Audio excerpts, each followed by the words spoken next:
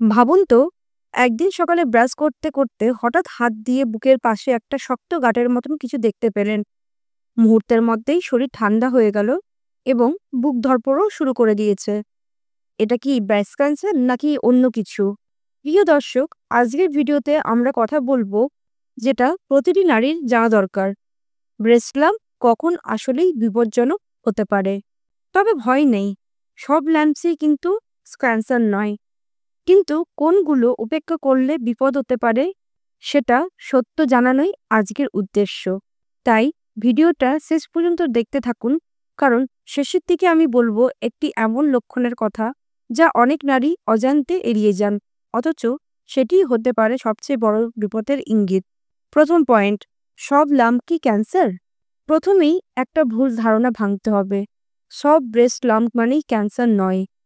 অনেক সময় এটি হতে পারে ফাইব্রো এডিনোমা, অর্থাৎ এক ধরনের নন ক্যান্সারাস টিউমার।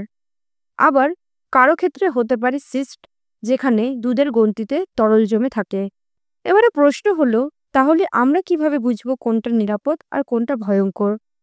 এই রহস্য জানতেই আমাদের প্রতিটি লক্ষণ খুঁটিয়ে বুঝতে হবে। চলুন এবার একে একে দেখি। দ্বিতীয় পয়েন্ট, ব্যথাযুক্ত নাকি ব্যথাহীন লাম্প। প্রথম সিগন্যাল আসে ব্যথা থেকে। সাধারণত যে লাম্প হলো সিস্ট বা হরমোনাল কারণে হয়, সেগুলোতে হালকা ব্যথা থাকতে পারে।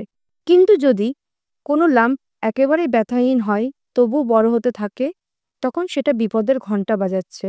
ভাবুন তো, আমরা কি সবসময় ব্যথাহীন জিনিসকেই গুরুত্ব দিই? না। অথচ ক্যান্সারের প্রথম সাইন অনেক সময় একদম নীরবই থাকে। তাই ব্যথা নেই মানেই নিরাপদ, এই ভুল করবেন না। তৃতীয় পয়েন্ট, লাম্পের আকার ও বৃদ্ধি।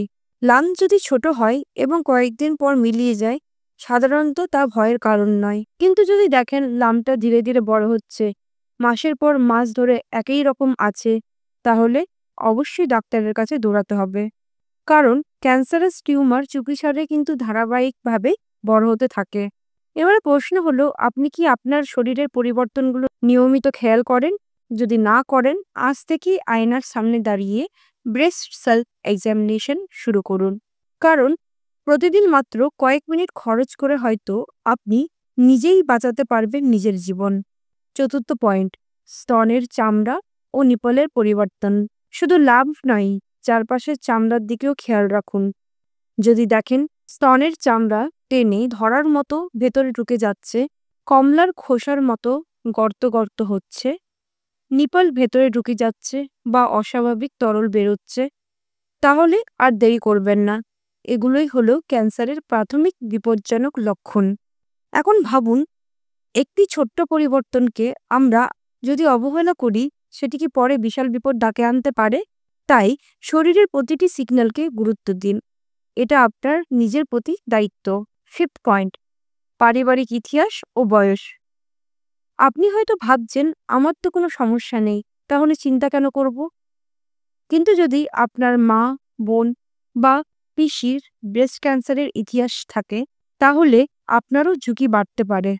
বিশেষ করে 40 বছর পার হওয়ার পর এই ঝুঁকি বাড়তে থাকে। তাই নিয়মিত ম্যামোগ্রাম টেস্ট করানো উচিত। এবারে প্রশ্ন হলো, আমরা কি নিজের জন্য বছরে একবার টেস্ট করাতে পারি না? আমরা সাজগোজে, শপিংয়ে টাকা খরচ করি, অথচ একটি টেস্ট করাতে দেরি করি।